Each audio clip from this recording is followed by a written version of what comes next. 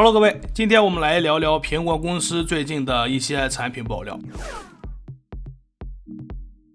iPhone SE 的出现是为了追求那些更小屏幕的用户推出的产品，自然紧凑型的机身就有了一定的市场。虽然苹果公司只发布了一代 iPhone SE， 但至今关于第二代产品何时亮相，传闻和爆料到处可见。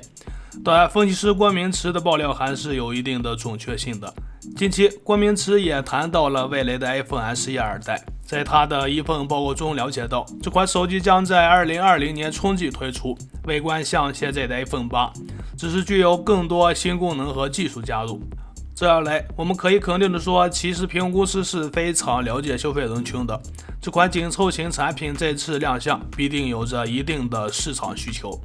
今年 iPhone 11系列在创新上意义不大，明年春季发布 iPhone SE 二代也可以冲起一定的销量。另外，分析师郭明池还透露 ，iPhone SE 二代在处理器和运存规格上都会采用最新的，包括 A13 处理器以及64GB 起步的存储，甚至是3GB 的运行内存。现在最新的 iPhone 11型号配备了4GB 的运存， iPhone 11 Pro 系列更是拥有高达6GB 的运存。iPhone SE 2相比 iPhone 11，它只是略低了一点，提供为3GB 的运存，这与次旗舰新品相比不算多，但这要比当初发布的 iPhone 6运存要高得多。此外，这款 iPhone SE 2搭载 A13 处理器也是它的优势，这样至少可以保证它在几年内不落伍，而且系统升级照样完美运行不卡顿。当然了， iPhone SE 2的发布最终将成为苹果新一代产品中最经济的机型，它的价格也应该低于最新发布的 iPhone 11。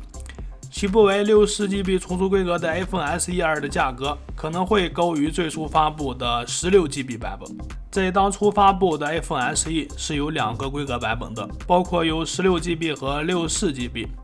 2020年发布的 iPhone SE 2可能会有同 iPhone 11一样，有3个存储规格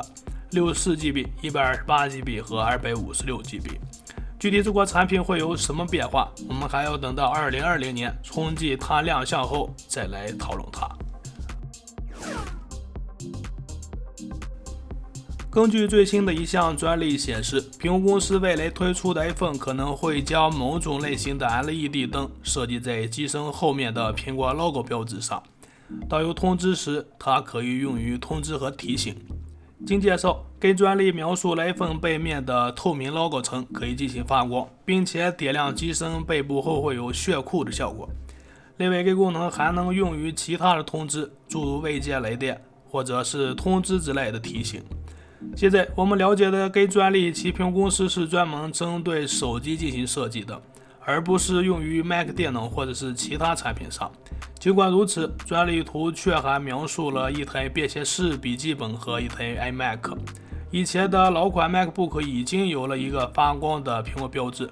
但这个设计并不适用，仅是装饰用的。